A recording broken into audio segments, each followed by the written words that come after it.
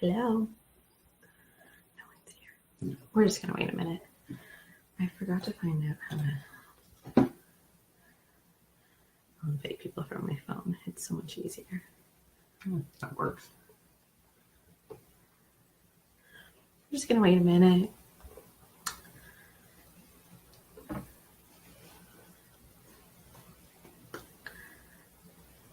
So far, we're talking to ourselves. Yeah. How was your day? I did. It was great. Yeah. Oh my goodness. Okay.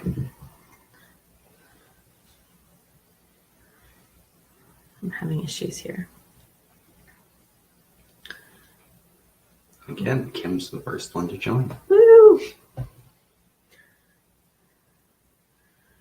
I promise we're going to get started in a second. For any of you watching the replay right now, this is probably really painful. Sorry. Invite.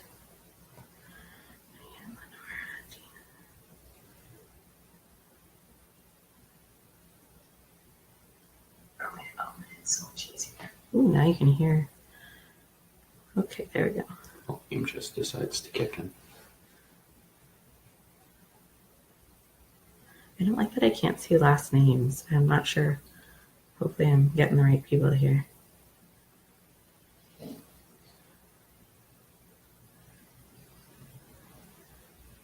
Oh, Megan showed up. Hi, Megan. I haven't even pressed invite to you yet. Look at you. All right. Why can't I press send? This is not working for me. You have to type a message. It's a good thing I'm here. Haha. That's why you're the tech guy. Exactly.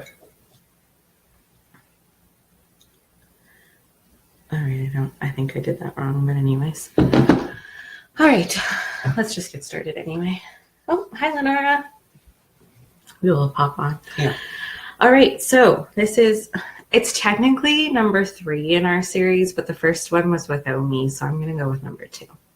Yeah, we'll call it number 2. Okay. So welcome to session number 2, series number 2. Series. Tech time. Of Tech Time with Team Draco.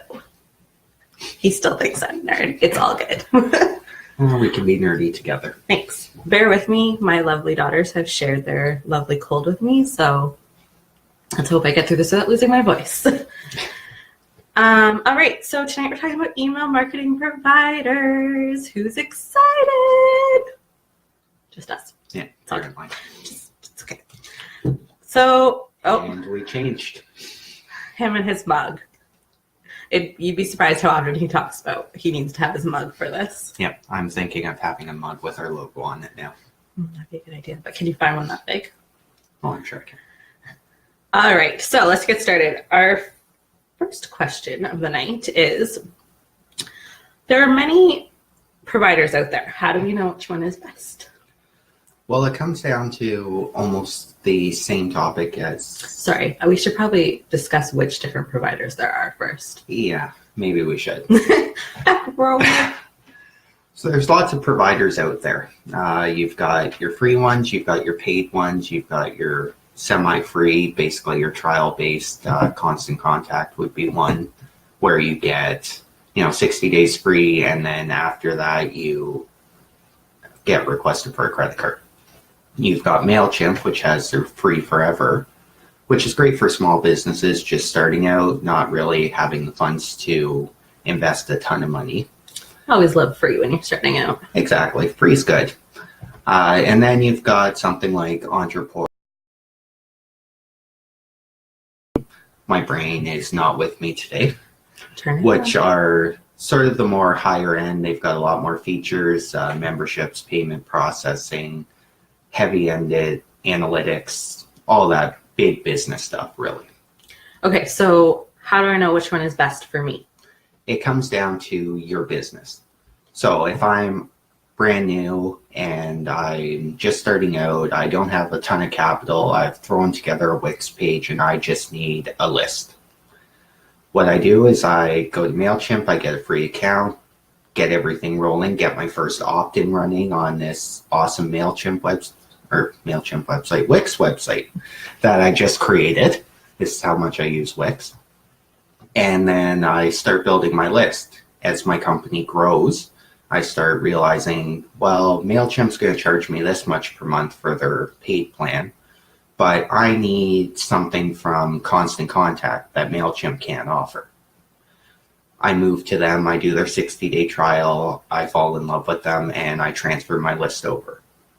Later on, I start realizing I need payment processing, I need memberships, I need heavy analytics, I need to know what my links are doing. I will explain those later. You saw my face like, what? And then I decide I need Ontraport, because Ontraport is high-end, but it comes at a very high cost. All right. I'm just going to pause for a second and say hi to everyone who said hi. Hi, Condi. Hi, Erin. Hi, Sam. Hi, Jennifer. Oh, Jennifer, you missed it. He already showed it, but here it is for you, the big cup. All right. If I missed anyone else who's here, I'm sorry. Hi, everybody. So why do we need to have an email provider? Why do we need a mail provider? Why can't I just send out the emails myself? Well, you could, when you've got 2 or 3 contacts, if you've got 1,000 emails to send out, you're basically spending your entire day mailing out this newsletter. Even if you don't have 1,000 people, I have sent out emails for clients who without an email provider, and it takes a really long time. Even if you have like a template or like, you're just pretty much copying and pasting, it still takes time to put all those emails in, send them out manually.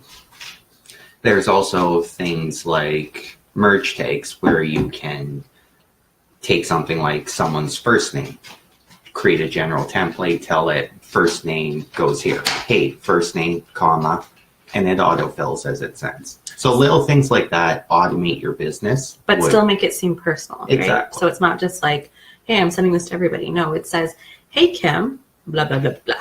So secretly, I'm sending this to 1,000 people when really in the background you're going, oh, they thought of me. Or something along those lines. Absolutely.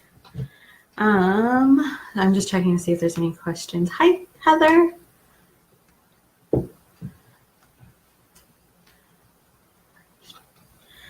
All right.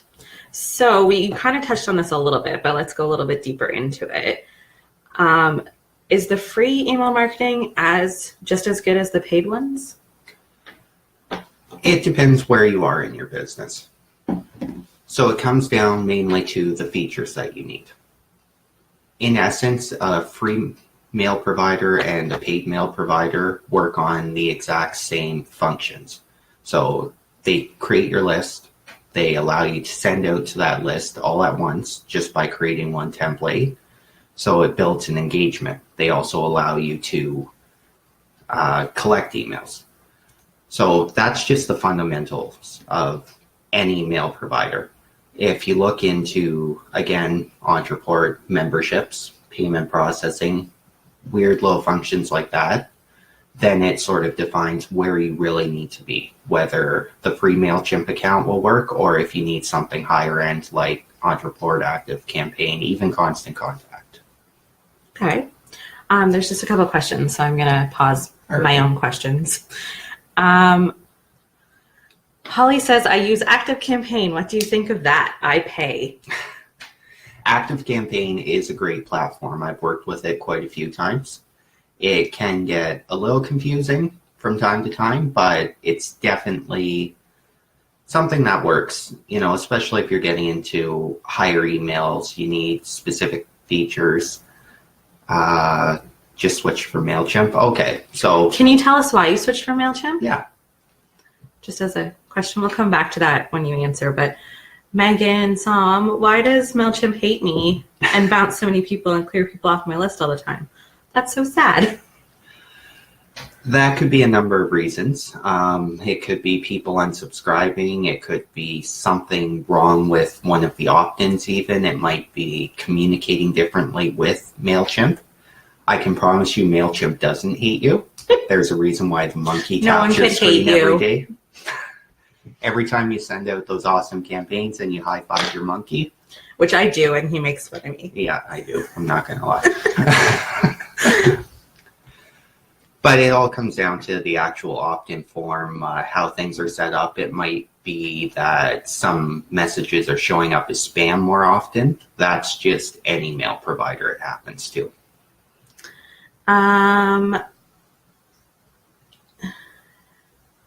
Megan, what is Gmail jail? Gmail jail. Well, that's a new one. Never heard of it, but I'm assuming it's going to go along the lines of Facebook jail, where you're sending out way, way too much all at once. Sorry, I'm laughing at her comment. She just said, did you just say high five your monkey? Yes, I did. You know, he like high fives you, so you high five him back. Maybe it's just me. So basically, Gmail jail is just Gmail servers in the background constantly watching every traffic that goes in and out of their infrastructure. So in a non-technical way, as well as I can without getting too nerdy, basically... That's hard for him. It really is.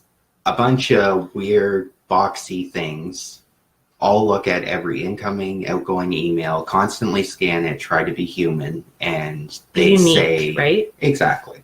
And they say, hey, wait, you just sent out 1,000 emails from me within the course of a minute. Something's not right here. We're going to lock down your account and make you go through absolute craziness to get it unlocked. Oh, the jails of the internet. Yes.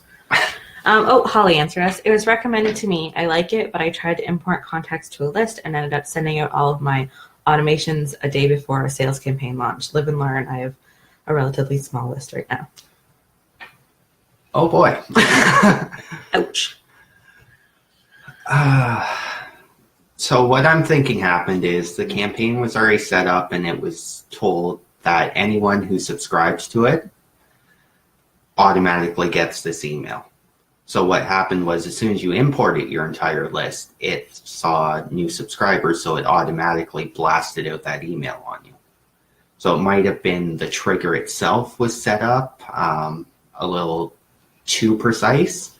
It could have just been a fluke. You know, these things do happen. I've seen MailChimp do it. I've seen ActiveCampaign do it. I've seen Entreport do it even. It just has a mind of its own or decides it's going to send 2 hours later. Unfortunately, technology has always got little kinks in it, and sometimes things happen. And someone said to me today, if someone's email doesn't go out, no one is going to die. It was good advice. So, I mean, these things are annoying and they're frustrating, but it's part of business. Just kind of shake it off and move on. But like he said, it happens in all of them. It's not just a MailChimp thing. And then sometimes it's just you're too tired and you hit the send button too early. That never happens to me. Megan appreciates the monkey. Thank you. Krista, which one are you less likely to get labeled as spam? None. It comes down to the email content, what kind of links you've got in there, the size of the emails,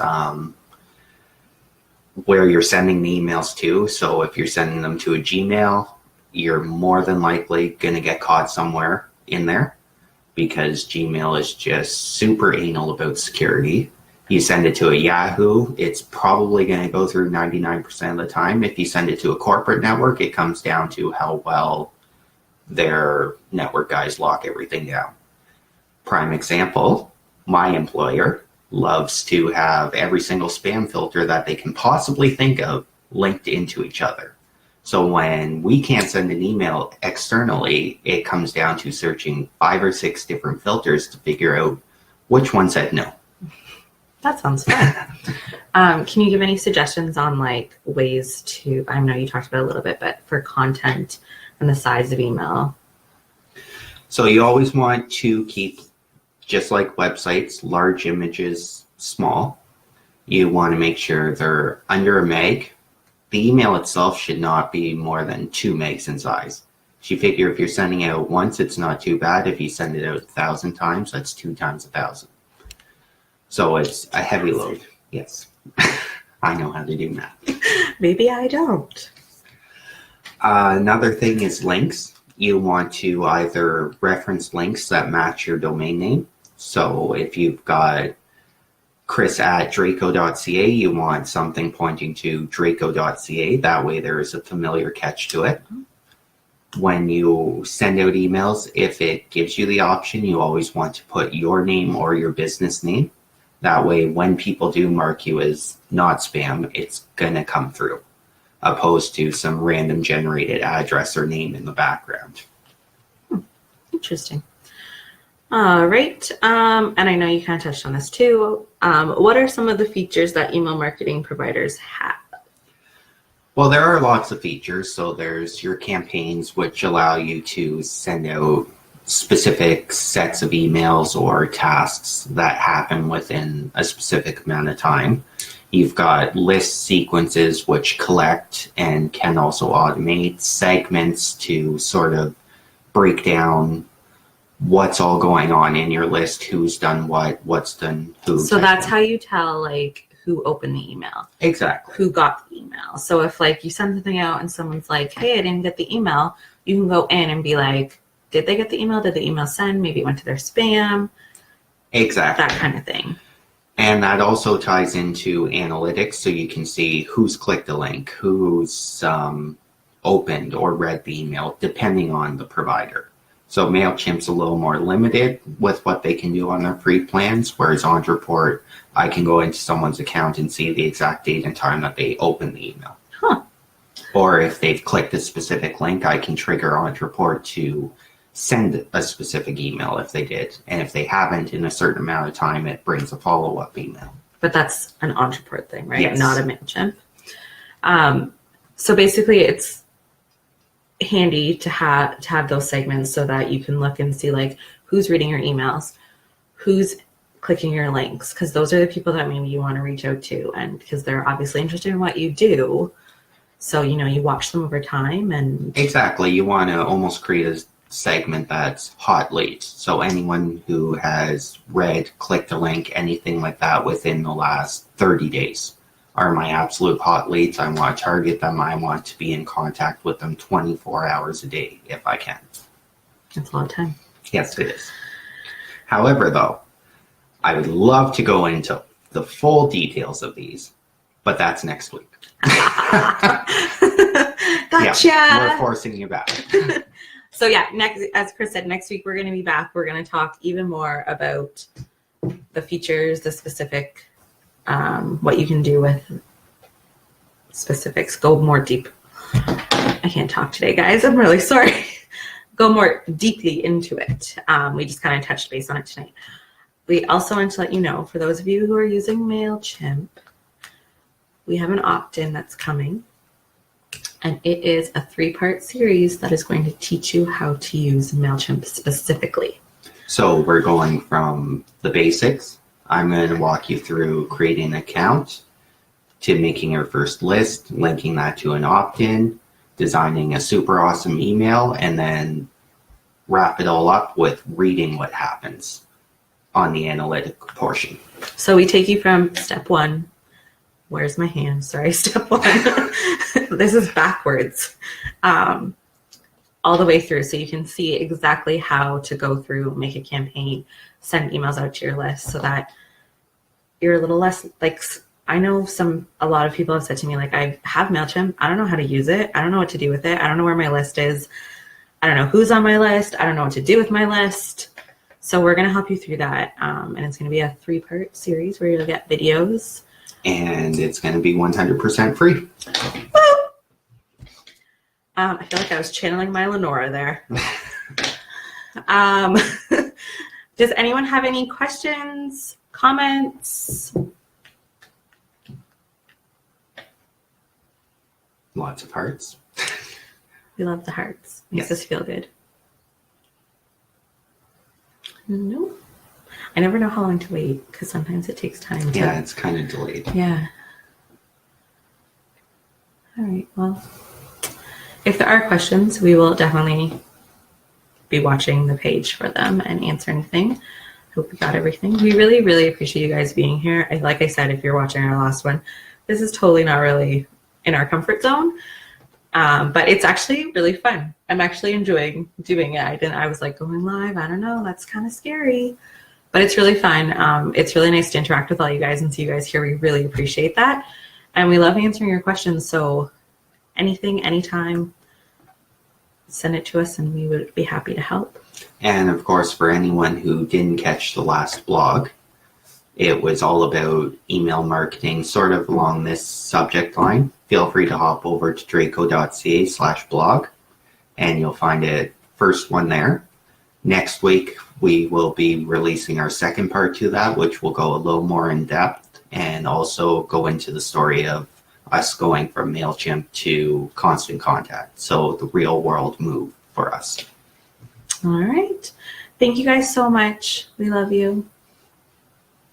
All right. Have a good night. See ya. Oh, my mouse stopped working. Mm-hmm.